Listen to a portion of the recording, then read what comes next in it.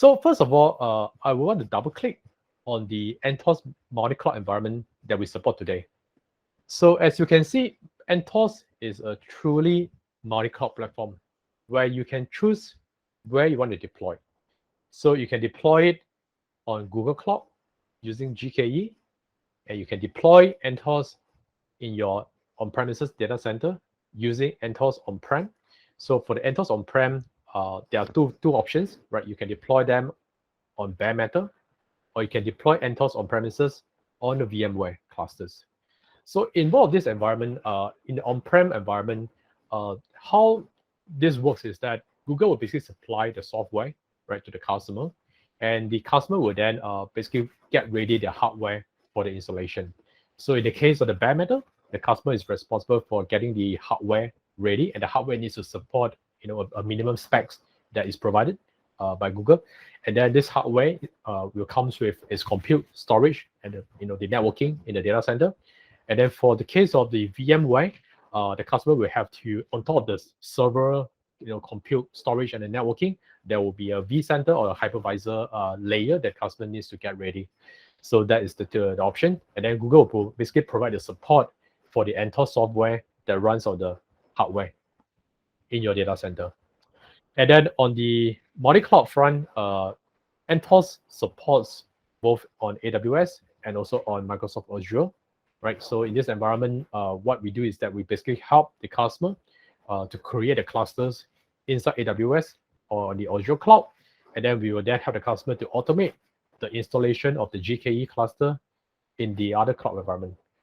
And once the cluster is stood up, the cluster will then be registered back to Google Cloud, and then the customer can then manage all the clusters in all these different environments from one single pane of glass in the Athos dashboard. And last but not least, you can also see on the slide, there's also this other Kubernetes environment. So this is the case where the customer, they want to bring their own clusters, right, into Athos. So for example, you can even build your own plain vanilla clusters using the software from the upstream open source. And then you can create your clusters. And once this cluster is up and running, you can actually register your own clusters as part of your Athos fleet in your Google Cloud project, right? So then we will then allow you to basically deploy some of the Athos services and features onto your own, bring your own clusters setup. So I will expand on all the different options as I go across the next couple of slides. Okay, so first of all, like I said, we can deploy Athos on Google Cloud using GKE cluster. So when we create a GKE clusters on the Google Cloud, that cluster by default is a standalone GKE cluster. And to deploy Athos features and services on the GKE cluster, you must first register the GKE clusters with the Athos Hub in your own Google Cloud project. And once that GKE cluster is registered, it can now be managed as an Athos cluster from the Athos dashboard in the Google Cloud Console. So this is how it works, right? So every cluster that you create on Google Cloud will be a GKE cluster. Your first start is live as a GKE cluster. Then what happens next is that you will then register this GKE cluster with your Athos control plane. Then this GKE cluster will now be managed as a Athos cluster in your environment.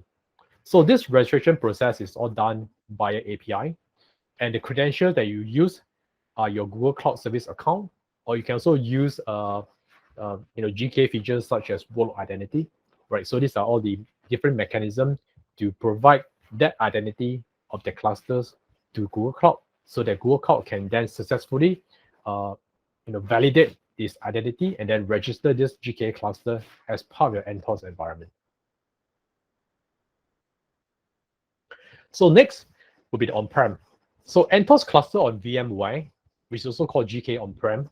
So this is a software that brings GKE to you, right, in your on-premises data center. So with Athos cluster on VMware, the customer provides basically the storage, compute, and the networking. And of course, you need your vSphere clusters in your on-prem data center. So Google will supply a turnkey production-grade GKE software with all the best practice configuration built into it. So using GK on-prem, you can now create, manage, and upgrade GKE Kubernetes cluster in your on-premises VMware environment. So the Athos or VMware deployment option, it will require a connection because we need to register this cluster after its creation back to your Google Cloud project. So all it really needs from the networking perspective, it only requires an outbound HTTPS connection from your on-prem data center to register with Google Cloud. So it doesn't require any other ports to be open, right? Just an outbound port 443 connection from your data center to the internet. So this deployment option provides automatic node management functionality, and we can also help you to remotely upgrade, right, your software to the newer software releases validated by Google. So Athos on VMware also offers most of the features in Athos, such as service mesh, right? So you can also deploy Istio service mesh or Athos service mesh. You can also deploy serverless, right, Cloud Run or Knative, and you can also push down third-party software solution from the GCP marketplace onto your on-prem clusters. So this services can also be integrated with developers tools such as Cloud Build, Container Registry, Cloud Logging, and Cloud Monitoring. So once your cluster's environment is created, you can also manage your cloud. You can manage your cluster environment from the cloud using Google Cloud Logging and Monitoring, and you can also like create all the different alerts, notification in your Google Cloud environment for your on-prem cluster setup. So we now also support Athos on multi-cloud. So this is where the customer can bring Athos GKE to the AWS or Azure cloud environment. So with Athos cluster on AWS or Azure, customer can create, manage, or upgrade GKE cluster in their Amazon AWS or Microsoft Azure environment. So the detail here is that so Athos basically uses AWS or Azure resources to create a cluster. So when we build a GKE cluster for you inside your AWS account, we basically require all the basic resources like virtual machines, right? So in the case of AWS, we require the EC2. We need storage, which is elastic block storage in AWS, and then we need basic networking like your AWS VPC. So in the case of Azure, we need your Azure VNet, we need your Azure VMs, and your Azure block storage. So these are basically the basic resources that's required. So the creation of all these resources in your AWS or Azure environment will all be fully automated by us, right? So when we help you to create these GKE clusters inside your AWS or Azure environment, we provide you with many different tooling to do that. So you can do it using tools like Terraform. You can also use a CLI tool, or you can also use our cloud deployment tools to help you to actually set it up.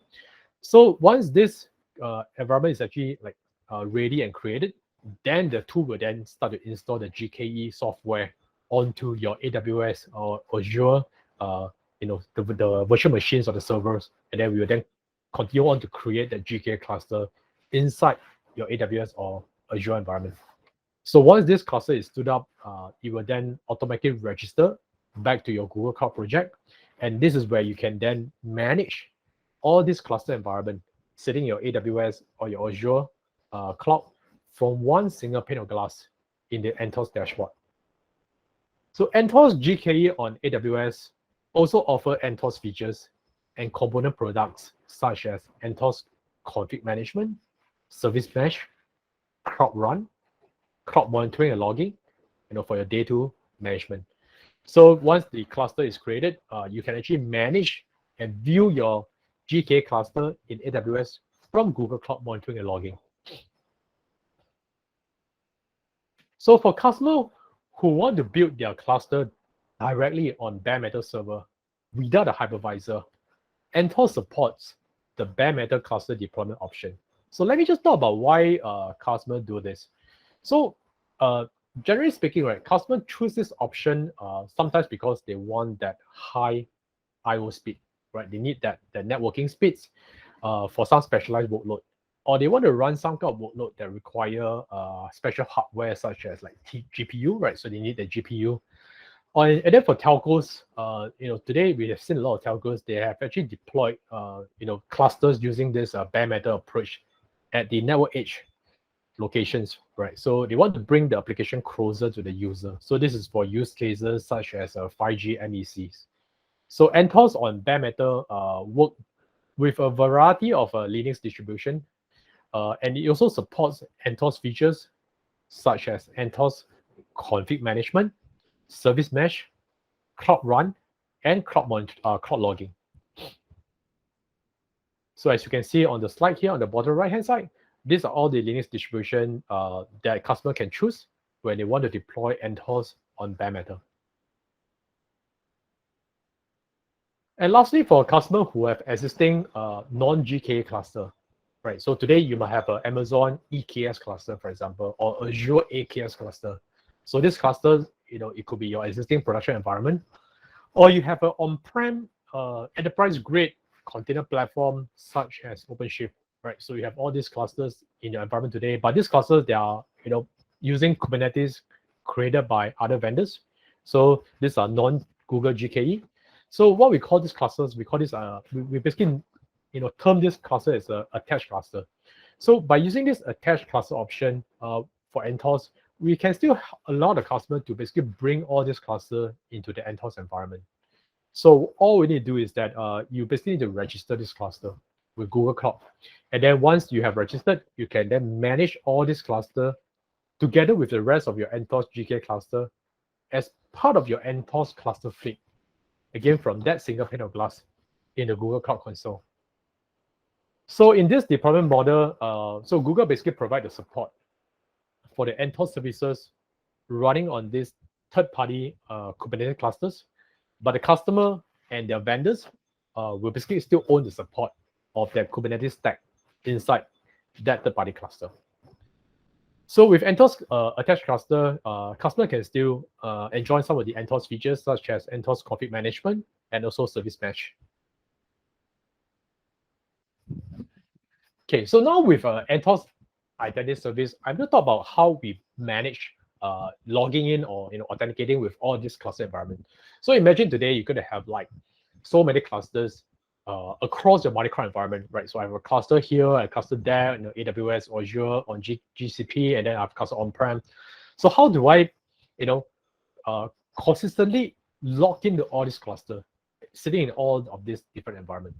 So this is where Athos identity service can come to play. So with Athos identity service, Athos can provide a consistent identity and authentication management option for all your different Athos environment. So Athos identity service allow the customer to first bring their existing identity solution for authentication to their multiple Athos environment. So today we support OIDC, or which stands for Open ID Connect, or LDAP. So you can use one of these options to basically provide one uniform way to connect to all the clusters across the different environment.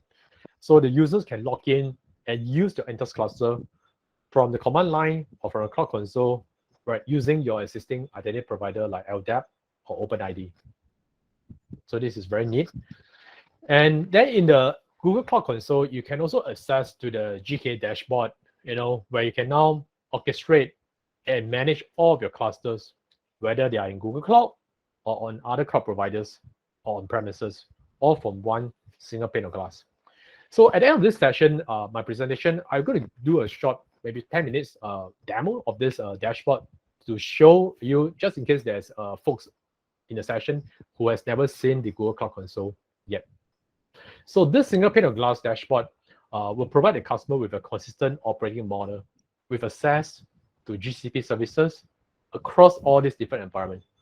And then you can also deploy third-party software from the marketplace to any of these environments.